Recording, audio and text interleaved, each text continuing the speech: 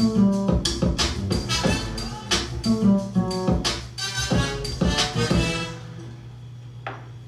thank you, and thank you for tuning in to a Couple of Base podcast. I'm your host, C Me, It's your girl Ange. and we are a Couple of Base podcast. Just to update onto what we are, what this is. Couple of Base podcast. It's called a Couple of Base, so it's basically just a couple having debates about everything. It's not more so relationship oriented, talking about couples things or nothing like that. We're not counselors, definitely not licensed counselors for that. At least aside from that, it's more so about sports, entertainment, music, current events, and like things that you would typically see, or entertainment wise, that you would see on a YouTube channel that would probably catch your eye as far as a podcast would go. Yeah, there's a lot of, self-help, self-love, couple relationship podcasts. We just wanted to make sure that we stated that that is not what this is. We're going to keep the expectations clear. I'm sure there will be parts of the show where we do discuss things that couples experience. However, that's not the foundation of our podcast. So we want you to tune in and expect what we're going to provide and not something that you are thinking that we are. So just wanted to clear that up and give that disclaimer before we move forward with our show.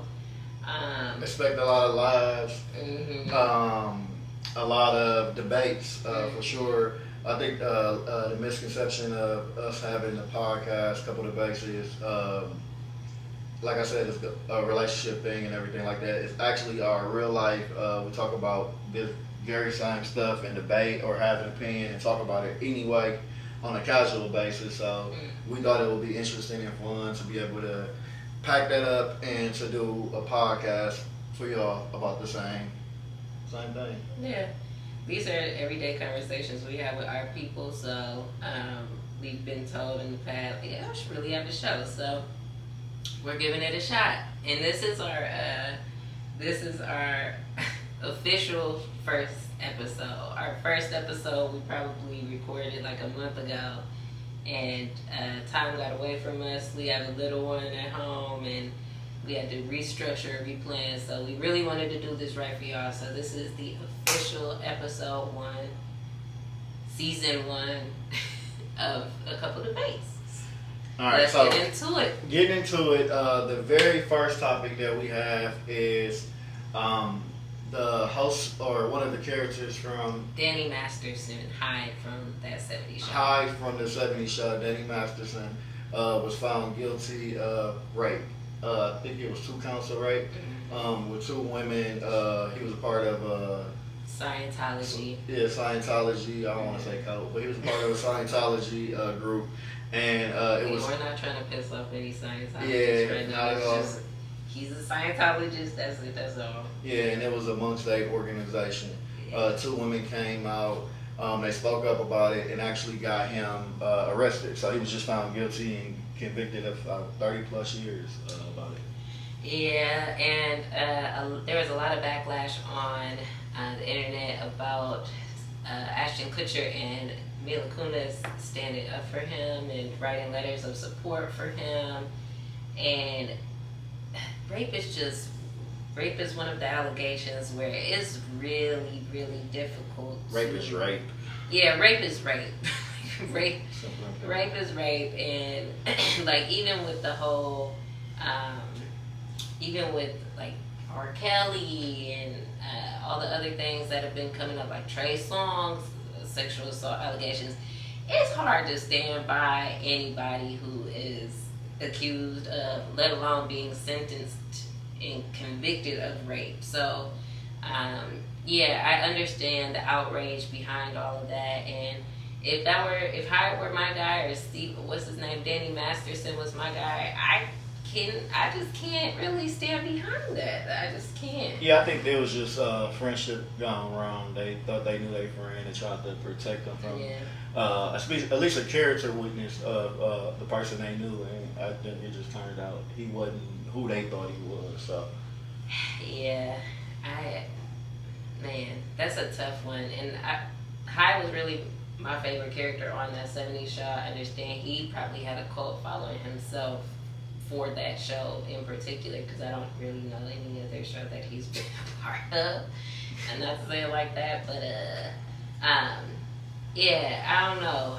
You gotta do better, and you going to prison for rape charges. So I don't think it's gonna be a sweet sentence for him either, especially not in 30 years. So I don't know. I guess the moral of that is know who your friends are and where you gotta draw the line with friendship, because High got them in their own shit. Now they're gonna be fighting, public opinion for probably the rest of their career, because stuff like that just doesn't go away. Right. On a much funnier note, I'm not gonna say funnier, but I just want to know opinion wise. So you got Scottie Pippen, ex-wife Laura dating Marcus Jordan, which is Michael Jordan's son, which is ex-teammate's son. Somebody who could be his godmom. What do you think about that? And do you think it's a double standard? Like, what if Jordan was dating? Well, what if Pippen was dating Jordan's daughter? How would that be perceived to the world? And just your thoughts on it.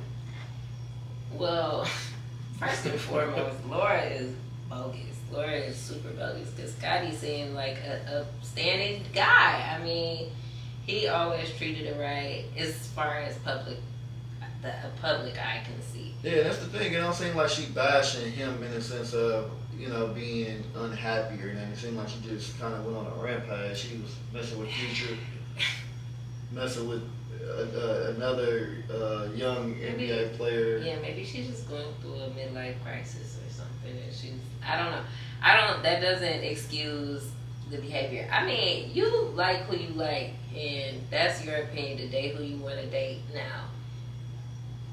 As a woman of a middle age. No, I'm not middle age. I'm 32. I can't really put myself in her position, because if I dated somebody that young, he would be like 12, and that would be a totally different issue. But like, the age difference is crazy. The fact that he is he's her ex-husband's teammate's son makes it super messy. It's just messy. It's messy. And there's so many men out here in the world. Laura, baby, you can do better. You can do better. Yes, he's doing well for himself. Obviously, he's in the NBA, but come on now. Like, come on now. You gotta know that this is gonna be certain things should just be off limits. Yeah, it's just gonna be a shitstorm for you. Like, you look bad. You look crazy out here.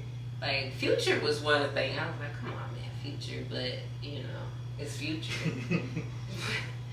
But, no. I don't condone what she's doing. I think that's wrong. It makes women look makes women look bad. But do you think it's a double standard? Like, do you think that if it was the other way around, Jordan or Pippen dating Jordan's daughter, it'd be looked at? I think he'd be looked at like a pedophile. Yeah, or like a creep. He'd get looked at like he disgusting. I mean, yeah, because she is so much younger, but I feel like a lot of celebrities get a lot of passes too. So yes, you would have some people saying like, "Oh, he's a creep," whatever. But then you got people like Hugh Hefner who was messing around, praised for it, messing with these young chicks, and like Playboy was a whole thing. It's like men dating younger women is not that taboo.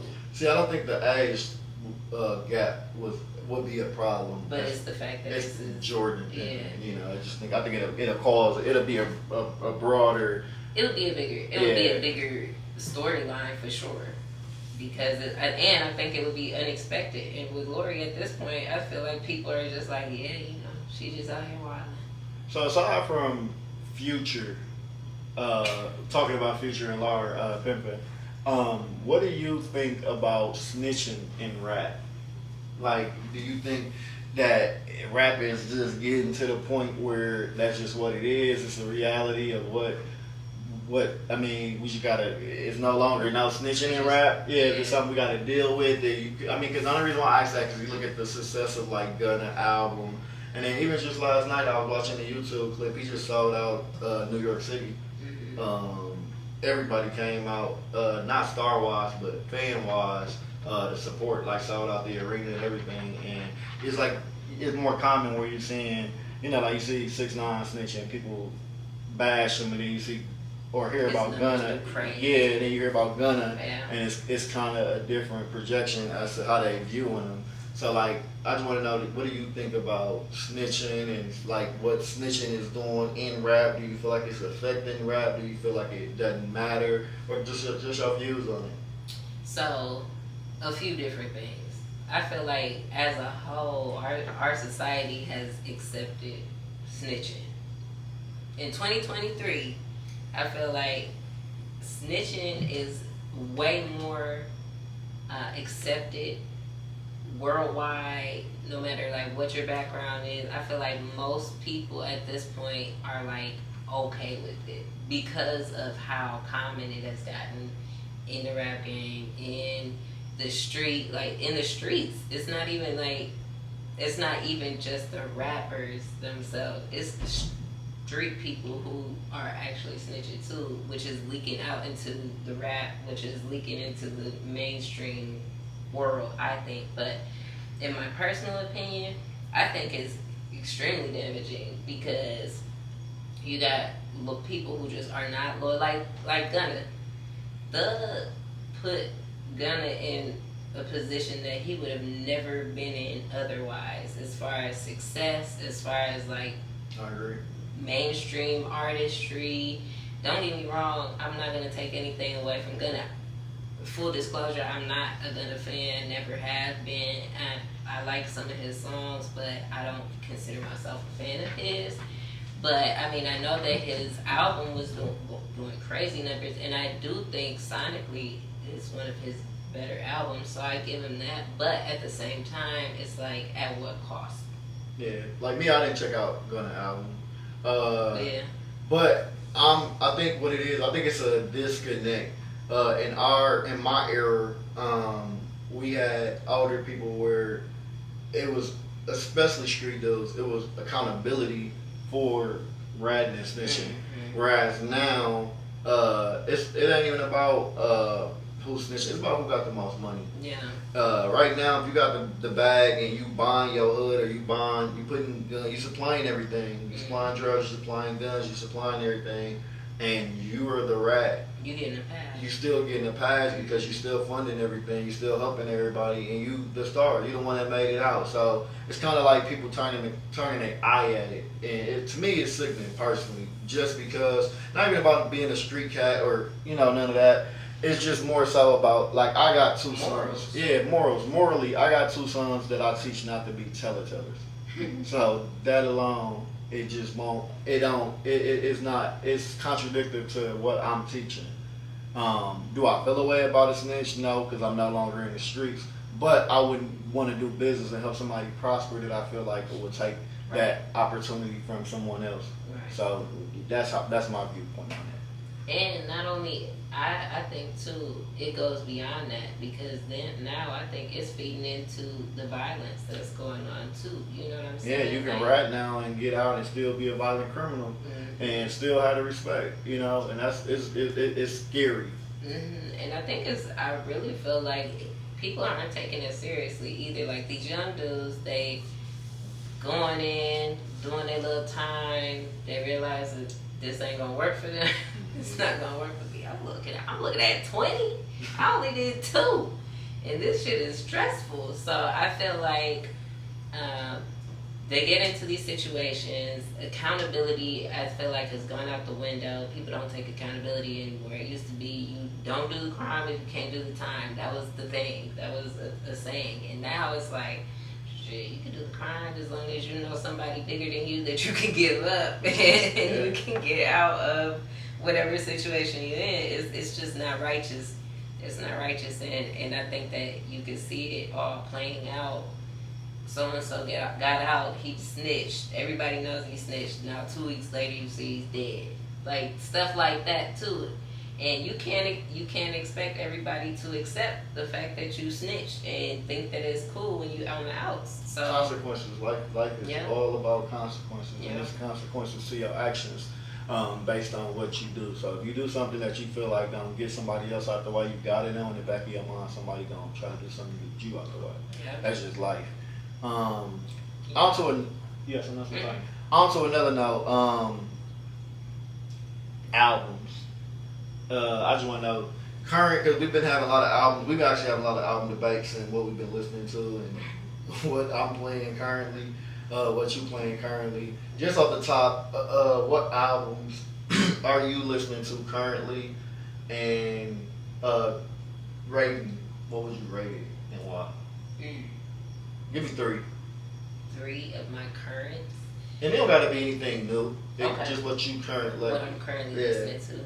So, something that I've been listening to pretty much every day recently is Friday's new album. I don't wanna say it or call it the wrong thing because I don't know what it is 100%. I just know I call it Friday's new album. It's called Friday. So it's a self-titled album. I really like that album. I've been listening to it pretty much every day. I think it's a playthrough. It's different. It's something that's not the norm. Prior to this, I'm not putting these in my three or in my top three. But prior to this, I was listening to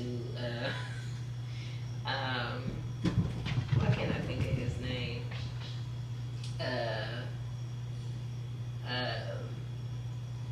Mari's boy. Really? No. Dirt. Vine. Young Vine. Oh, Lord. Okay, forgive me. King Vine. I was listening to Grandson heavy, and I had to stop listening to it because I felt too violent. I had to lay off of King Vine. That was a great album, but I had to stop listening. So what I'm currently listening to is something, I had to give that context. I had to do a shift of my listening culture. So King Von was heavy on my rotation. I gave that up for Friday. So Friday is really a nice riding album. So if I had to rate it, I would give it a 9. It is, although I feel like it's a playthrough, it's a few songs on there that I don't look forward to hearing, but I'll listen to it when it plays, if that makes sense. So that's my number 1. Melly, Winter Outcast. It's an EP, but I mean, whatever. She doesn't really have any long albums at this point in her career. Most of them are EPs. Yeah, I really like that too. It is very short. So for that, I'd probably give it an 8 because of the length of it and the length of the songs. But I think there's only one song in there that I don't care for. And it's not even that I don't like it, but it's not a song that I go to on it. So Melly, check her out, Mellii. That's our girl. Corey actually put me on her. And then another one I like is Russ. Russ got an album called Santiago, and I think that's what it's called, and it's really a nice, laid-back, smooth listening album, which I like a lot. I listen to it at work, and it seems, I don't know, it just seems like a good, have it in the background music. And I like Russ. I like his voice. We kind of had a debate not too long ago about Russ numbers. And although I'm not like a super fan of Russ, I do like Russ though. Okay. I wouldn't put him like GOAT or anything, but I do like a good Russ album. Okay. I like Russ. Russ nice to me too. Melly album dope to me too. My top 3 right now that I'm probably listening to overly too much. I'm listening to Friday as well. I think Friday got a super dope album. There's so many songs on there I like. It's crazy. And I think it's also because it's new. It's a new artist. It's refreshing. It's a vibe. Yeah, it's a vibe album more so than like super romantic or super heartbroken, heartfelt. I think it's feeling to it, but it's more so the vibe feeling than anything is what I get out of it. So I like his album. Listening to that a lot. I'm listening to Burner Boy new album. I've been going crazy playing Burner Boy. I ain't even a reggaeton music, that type of artist. I kind of like carnival reggaeton music, but just pure reggaeton, not really, or Afro beats. That's not really my everyday listen. But that Burner Boy album fire. I'm listening to that. And then if I got to give a third, right now I actually stumbled across this, and I got to give a salute because I stumbled across it listening to Babyface Ray album. But if y'all ain't in tune, if y'all not tapped in, please tap into an artist named King Hendrix with a $ for the S. I'm listening to his album. His album fire is called The Tale of a King. It's called The Tale of King Hendrix, and it's his newest album. It dropped this year. For if you listen to wanting to listen to somebody up and coming and not a mainstream artist, because I listen to both. That's a listen. It's like a lyrical street album, so I'm vibing with it. Full disclosure, we had a debate on this as well. We won't get into maybe this we can do this next week. I gotta listen to him some more, but my co-host here put a lot on it, and he played it for me. And at first, I was like, nah. Nah. But I gave it a chance, and there were a few songs on there I was like, oh, maybe. But I hear where he's trying to go, and I didn't give him enough of a chance. So I will tap in, and then I'll report back next episode. But at this point, I'm 1 foot in, 1 foot out. You gotta tap in. Another thing. Another thing y'all gonna notice throughout the episodes and everything is we are huge boxing fans. Me personally, I like boxing as a number one sport over anything, and then it comes basketball, football, and just with other sports. But boxing is my number one. Just recently, boxer trainer for Terrence Crawford, who just recently beat Errol Spence. His trainer, Bomac, Brian McIntyre, just was found, well, not going to say found guilty, but he was just arrested on gun charges. So with that being said, do you feel if he's arrested leading up into the Errol Spence fight, do you feel that is something that would affect Terrence training going forward without Bomac being there? And what do you think about that situation overall? I definitely feel like it would affect his training because I feel like that would be, if nothing else, a distraction for Terrence Crawford.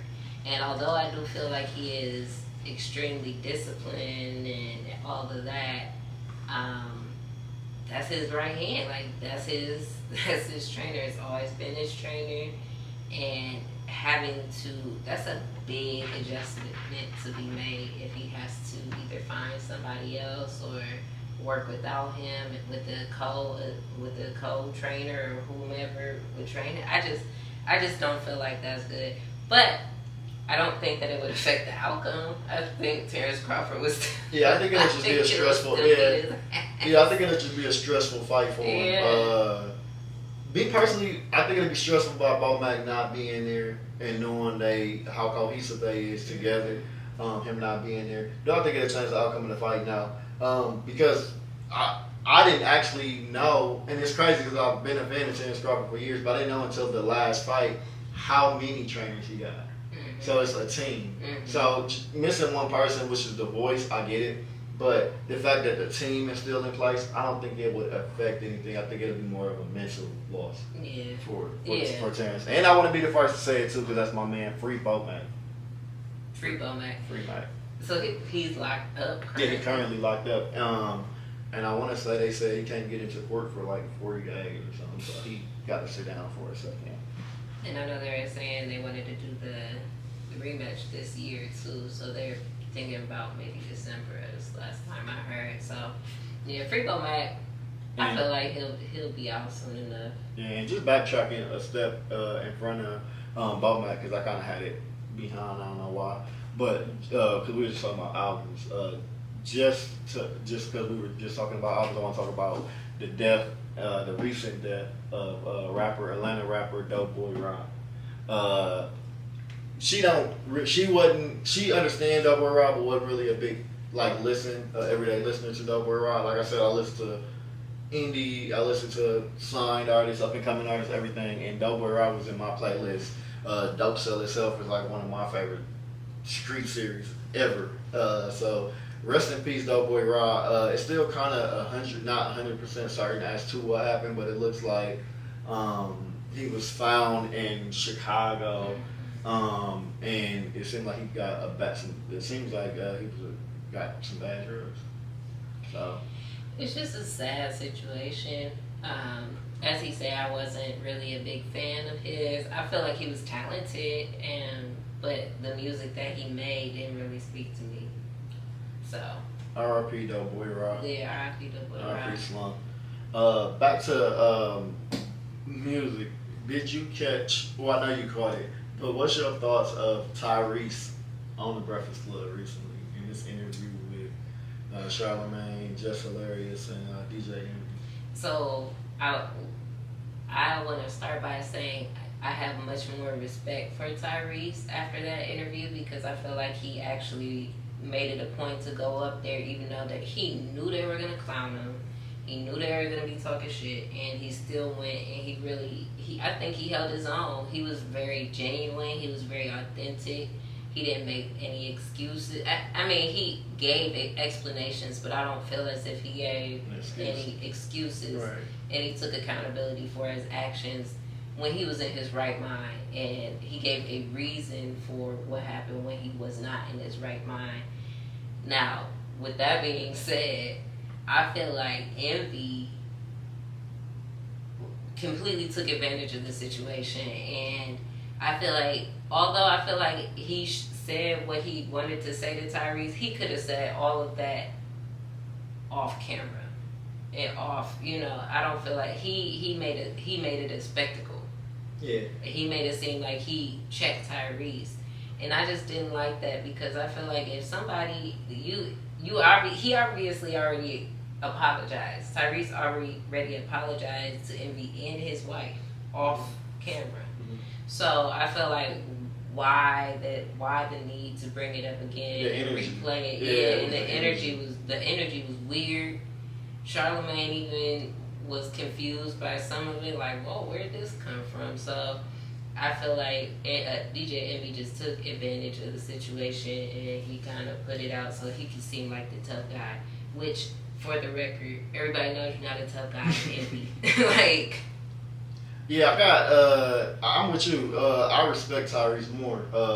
Because I think coming from a street background, people see it like he supposed to flip that. He supposed to turn the Birdman up there.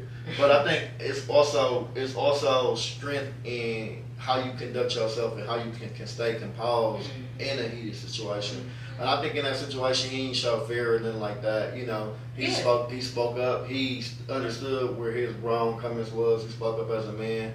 But then he also took accountability, like you said. He took accountability for where he felt like he was wrong. What I didn't really appreciate, just as a viewer, is if somebody who I consider my brother is telling me what they did wrong, after looking back at seeing how this person helped me, and it's easy to say possibly helped you, because I noticed that Envy kept saying that, like, hey, who knows, he possibly helped, but I feel like he still went out his way to do a good gesture. So rather it didn't help or it did help, it was somebody trying to help.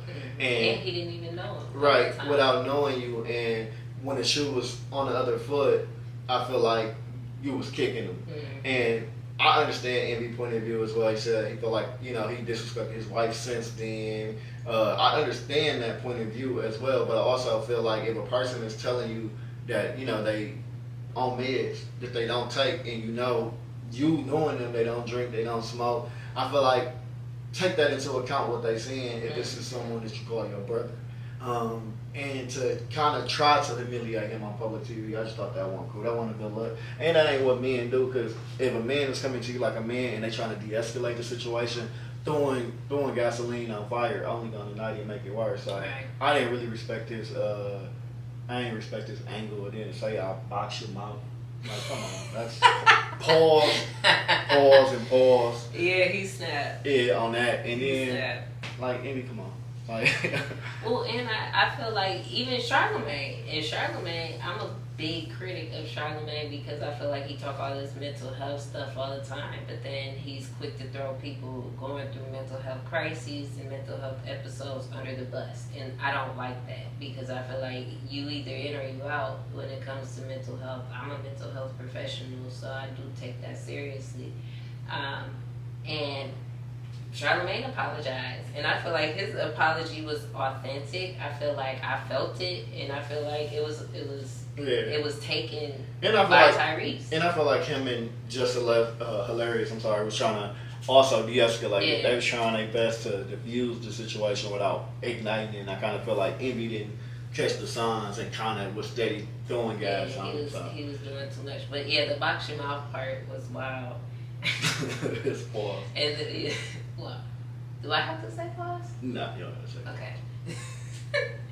But the fact that he then was like, stop, I say, da da da da da, talking about all this Caribbean stuff, like, what? If he, like, you're from Jersey, like, chill out, and if that's what you say, then that's what you say, but it just gave me rehearsed, and it gave me, he had been waiting to say this, like, he was like, I'm gonna say this to Tyrese, and I just didn't like that. The box mouth was stupid as hell. Like, I wish he would have just fired up on Tyrese. Tyrese would have flexed. What's his name? His real name, Rashawn. Rashawn. He would have flexed Rashawn. It would have been the Tyrese versus Rashawn, like the Errol Spence and Terrence Crawford. He would have done him dirty.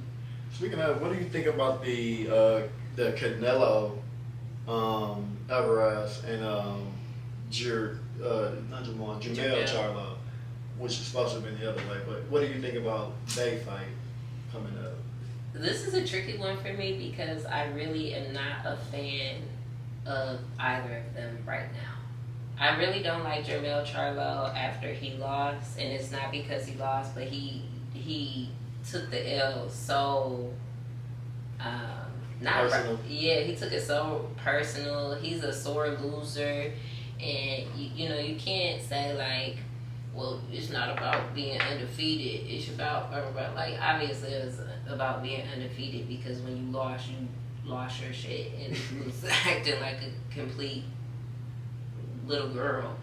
So anyway, saying all that, I'm not a big fan of Jermell, his personality. And his boxing style is cool. He's swift, he's powerful. But I don't know if he can beat Charlo or Canelo. Yeah. I don't. I think Canelo is too diverse for Jermell. I think he's good enough to last 4 or 5 rounds with Canelo, especially after watching Caleb Plant. Yeah. I don't think that he can't stand in the ring with him. I don't think at all it would be in his best interest to stand in front of him. However, I think Canelo is also at a decline. I feel like it's a big fight name-wise when you look at the paper, but I feel like Canelo is at a decline, and although Jermell is at an increase as far as where he going, as far as moving up weight class to the weight class divisions and everything to go fight Canelo, I feel like, me personally, I would have rather seen Jermell. I would have rather seen Canelo and Jamal and Tim Tszyu and Jermell. And that fight should be followed by the winner of Terrence Crawford and Spence, because I feel like that would be a great introduction into the 154 division, allowing them a title shot, because they fought to get to this point, and now we here. Let them, since it's their division, do what they got to do, and we be offered a title shot. So is the Charlo Canelo fight, is that for no bells? I guess I'm confused about it. If I'm under the impression correctly, it's 2 unified champions fighting, but Canelo got one belt at that division, Interesting. if I'm not mistaken. But I could be wrong. Yeah, that's one thing. Check into that. Yeah, that's one thing I want to look into because if that's the case, I feel like what's the point? You know what It's I'm just saying? it's just two it's Like, I yeah get it's that, just two but, like- undisputed champions fighting basically. It's kind of like because I think what it is what prompted the fight is everybody saying what if, and you in a situation like where people are saying what if Terrence Crawford fought Floyd, Mm-hmm. two undisputed champions, and they like we got an opportunity to put two actual undisputed champions against each other. So I think that's more of an ideal fight for the boxing public, but I feel like it's not the ideal candidates. Yeah. For it to be as big in a world of boxing itself. Yeah, I feel like I'm at the point as a boxing fan where I feel like if it's not for belts, like what are we doing? Honestly, I get like Yeah, see, I'm opposite if it's a big fight.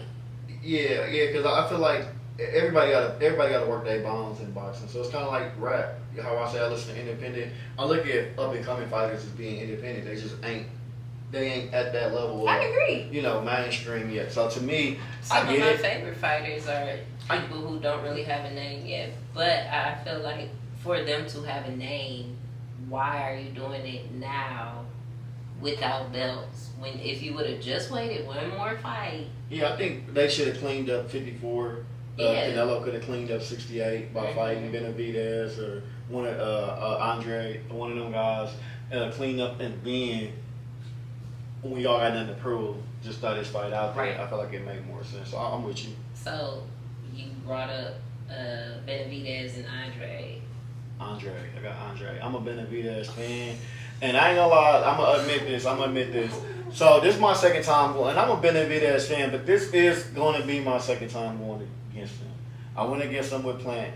I love both of them equally, 100% equally. There's no one better than the other to me. The reason why I picked Plant over David Benavidez, it was just solely based off of David Benavidez, the Caleb Plant daughter situation. I just didn't like it. It was classless. And I feel like you can fight a person without having to boost up hating the person to get the job done. Look at Earl Spencer and Bud. They showed a perfect example of respect, but I'm going to knock your fucking head off when we get a chance. So, to me, I just didn't like that. I thought it was tasteless. But I like how David Benavidez came back and cleaned it up. Yeah. And the only reason why I'm going against him this time around is because I feel like Andre is in the same exact boat as Terrence Crawford, where he's just fighting for an opportunity for y'all to see what I can do. And I feel like kind of like the Terrence Crawford fight, you got a lot of people thinking because he haven't fought this competition, he's not good. And being a fan of boxing, I watched enough of his fights to know that Andre is good enough to be in the ring with David Benavidez. Yeah, he's in the elite. So the outcome, this is actually a 50-50. For me, it's a real 50-50. But if I got to take a prediction or take a choice, what round, I ain't quite there yet. But as far as me taking a prediction, I'm gonna go with Andre. I just think he can get it done. But if he don't knock down David Benavidez and put some respect or fear in him, I think it may be an early night for him. That's the thing about David Benavidez. So that's it. I'm not gonna lie, I got David Benavidez. I got David. Oh man, he just put a whooping on everybody so cold. I don't know. And he beat my boy Caleb Plant. I love Caleb Plant. He's one of my favorite fighters, and I agree. I was in the same boat. That was really a stressful, one of the most stressful fights for me as a boxing fan because I love both of them so much. And I really didn't want either one of them to get beat. And I really didn't want Caleb Plant to get beat because of the whole thing with his daughter, and I wanted him to, And then he was just coming off the Canelo fight. Yeah, it was. But I see Caleb Plant to me, is he still how people look at Sean Porter. Yeah, exactly. He's a Sean Porter to me. Like he Yes. got losses, but to me, you still in the elite. You never really ever bounce down because the level of competition of who you losing to. And it's about how you carry yourself after the losses too. And that's what I think they got to get back in boxing. Like it's not about like you can still be an elite. Yeah, you can still be an elite boxer with a loss, but it's about how you carry yourself. It's about who you lost to. Like all that shit matters. It's like if you put the average 35 fighter against Tank and they get knocked out, it don't matter how good you is. I don't think personally it knock you down if you lose to Tank. Now if you lose to JoJo Diaz or something and you're supposed to be the top guy at 35, that definitely bring you down significantly. For sure. But like when you losing to the elite and you're the elite as well, I think it just shows that you're not as good as that person. Yeah, it's like what are we really talking about? Like what are we comparing here? I agree. But yeah, no, I think it's gonna be a great fight. I'm ecstatic that Andre is actually having this opportunity come about for him, because I feel like it is like a Terrence Crawford. Like he's just been waiting and he's been doing it and he hasn't been complaining about it. He's been going about his career the way he felt like it was necessary, but now this opportunity came about, which shout out to David Benavidez for giving it to him. That's dope. But I feel like David Benavidez really didn't have much of an option either, because I feel like Caleb Plant gave him an opportunity. So I feel like if he would have not given it to Andre, it would have looked like he was ducking. Speaking of David Benavidez, I just gotta say this. I got to. I know it's off topic, but I gotta say it just because I'm thinking about it right now. We're such David Benavidez fans. We went to Phoenix, and I was looking for the Benavidez gym. So if anybody got any access to the gym, if you from the Benavidez family or anything, and you tapping in right now, please email me at couplethebasedpodcast@gmail.com, because I went to where it was supposed to be. Two things I know for sure: David Benavidez is from the hood. Because the gym initially the old gym was smack dead downtown Phoenix projects hood shit. So that I know, and then two, I don't know. I just know he still say it's in Phoenix. I don't know, but I need access to that arena. But it was just funny to me because when you was talking about the David Benavidez, I'm thinking the whole time, I'm like, damn, I wish I could have went to this fucking gym. That ain't there. Yeah. But when he said that he wanted to go to David Benavidez' gym, I was like, why? And then when we got there, I was like, yeah, let's get the fuck out of here, because I don't feel like we're supposed to be here. We got a couple more minutes here. Yeah. YSL Polo. So if y'all ain't familiar with YSL Polo, he's a member of YSL record label with Thug, and he's on trial with the Rico as well. Cody. He's been going crazy. He's been going crazy in the trial, literally almost going. How do I properly say? He is mentally challenged. Yeah, he in trial going mentally challenged. I'm under two impressions. So one, I think that maybe he tried to get the insanity plea, but I think that's just a far fetched to just.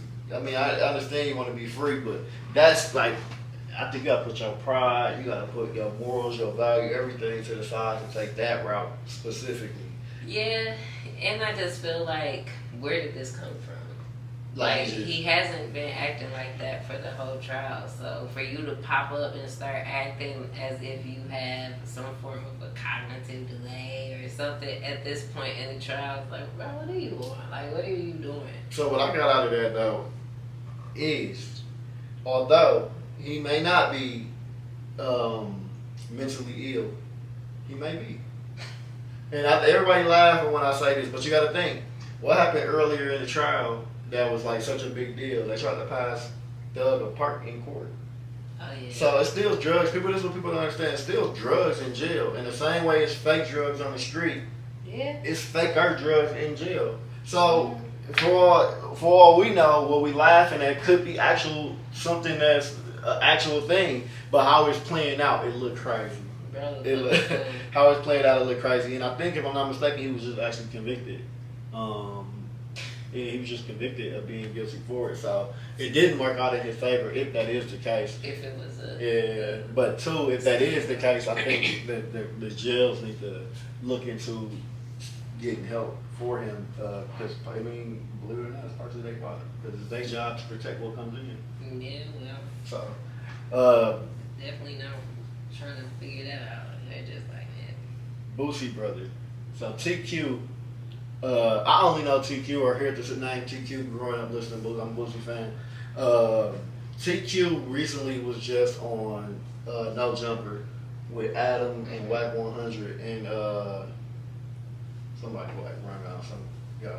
And they was on there, and when they was on there, they was asking TQ what's his relationship with Boosie. Backstory is TQ and Boosie been bumping heads over Young Blue.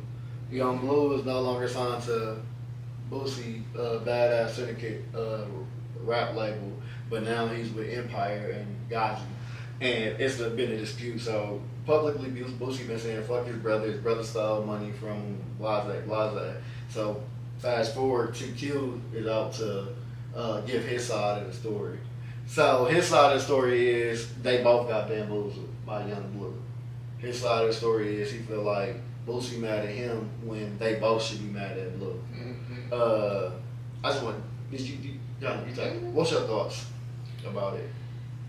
Yeah, I watched the interview too, and I don't really have many thoughts on the business piece of it because I feel like whatever. I don't like Young Blue. Let me put that out there for everybody. I'm not a fan of his music. I know everybody loves him, but I don't. And I don't think that he's that big of a deal. But I do think the way that he did them was bogus, especially because he already knew that there was tension there. Him and his brother had been beefing for years. Yeah, because came in between it. Right, and he took advantage of the situation and did what he did. I thought that was bogus, but I guess I don't understand how he finessed, but it don't even matter. But I think this is more so contract issues. Contracts. Yeah. I think the biggest part of that interview to me was like they made it seem like they were trying to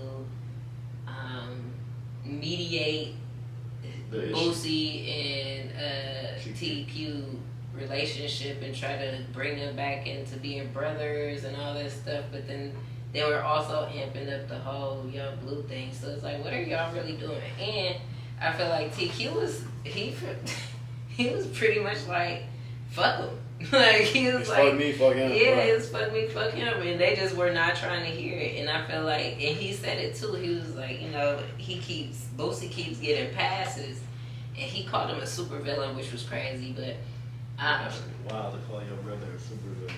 It's wild. That's wild. Especially when your brother facing jail time currently, to call him a super villain. Yeah, wow. to call him a super villain was wild. But to be fair, he also got locked up, and Boosie kind of threw that in his face and made it seem like it was something that it wasn't. So I don't know. Yeah, I don't know the underlying problem between them. It just seemed like brothers beefing. I think it's definitely something deeper than what we know for sure. Because I don't know. Maybe I got brothers. Me and my brothers bump heads. I can't see me like publicly. and that's what they kept saying. Yeah, too. I just can't see that. I feel like it's something deeper. What level I don't know. And I think that's another thing too. Is like sometimes you gotta stay out of family business because you really don't know, and it may definitely be something bigger than rap. But if something worse were to come after that interview, they initiated it. I feel like they added fuel to the fire because wasn't nobody really saying anything about that at that point. And TQ even said it, like, I haven't really been doing interviews because of X, Y, and Z, so now I'm out here and I'm gonna say what I think I need to say, and I don't blame him for that, but I feel like sometimes platforms keep putting stuff on their channel that for publicity and for views, but I don't think that a lot of these YouTube channels and all of that stuff are really taking the consequences into consideration. Right. So I hated to see that. Yeah, I ain't like it either. It was kind of cringy for me. Yeah. Just because they brothers. It was probably two guys. I probably look at it like they gonna. That's why shit. Yeah, but brothers, I hate to see it. In other news, also just recently, just last week, original Hot Boy BG has been released. Welcome home, BG. Welcome home, BG. The original Hot Boy. I'm happy for that. I feel like this the first time in a long time. Actually, I can't think of the exact time frame, but at least like 12 years, 11 years, where all of the Hot Boys were free at the same time. That's crazy to think how long of a career they had together, and then once they broke up, it was. It was a year after year after year where one of the Hot Boys was locked up. So I think it's a good look that some people that you came in the game with and y'all all grew success finally for the first time in a long time. Y'all all out and get to all enjoy the fruits of y'all labors. And even if they do a Hot Boy tour, I'm there. I'm a Hot Boy baby. That's where I came from. So to just see that it's a actual possibility. I mean, salute. Welcome home, BG. I would love to see a 2023 Hot Boy album.